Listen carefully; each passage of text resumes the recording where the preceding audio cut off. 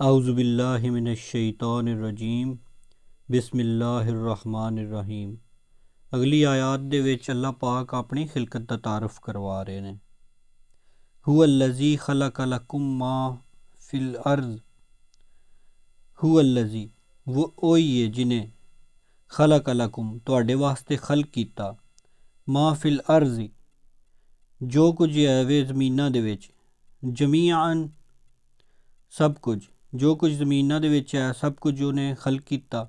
सुम्मस्तवा इलस्समा फिर तवज्जो फरमाई आसमान अल, फसव्वहुन्ना सबआ समावात, फसव्वहुन्ना ते उन्हां नूं बना दिता, उन्हां नूं कर दिता, सबआ समावात सत्त आसमान, वहुआ बिकुल्ली शैइन अलीम ते ओह हर चीज़ नूं जानन आला है।